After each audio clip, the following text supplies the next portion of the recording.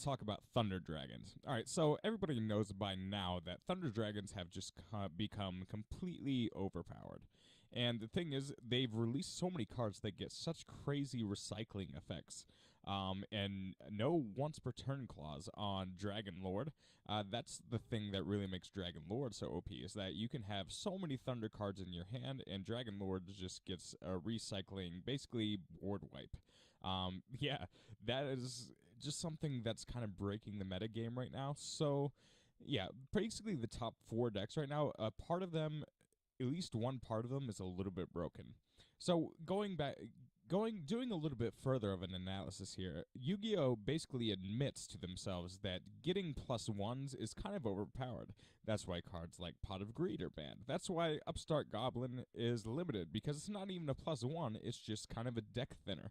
And it's crazy that they leave Upstart Goblin at one, but look at this. If you have a Lure of Darkness, it's really easy to have a Lure of Darkness in your deck and then banish a Bolt Thunder Dragon or banish a Bestial Thunder Dragon and then get a free plus one via that way, while also getting two cards in your hand.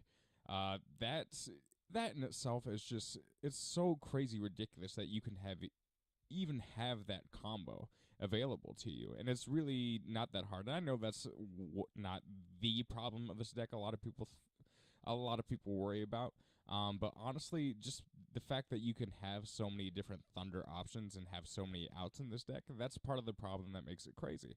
All right, so looking at Super Bolt Thunder Dragon, I don't think Super Bolt Thunder Dragon is the problem. It's not all that powerful. It's really good in the sense that it prevents your. It's good because it prevents a very overpowered dimension of modern Yu-Gi-Oh! And deck searching. And that's perfectly fine. If you're limiting a very powerful dynamic of modern Yu, that's fine. Great. This card is actually really good for the metagame. But with the release of Dragon Lord, the thing is, if this had a once per turn clause, it might be okay. So, but it doesn't have that once per turn clause, and you just get too many. You get too many outs with Dragon Lord in order for this deck to be any sort of balance. All right, so my recommendation in how to make Thunder Dragons actually bearable, and still be like an okay deck and not completely, ruin Yu-Gi-Oh, is that I believe Thunder Dragon Lord just needs to go. Yeah. And I understand Konami's not going to do that until they sold lots and lots of cards. That's what they do. But I think they're finally getting to the point where they are just really, they're really shooting themselves in the foot by not by power creeping things so incredibly fast.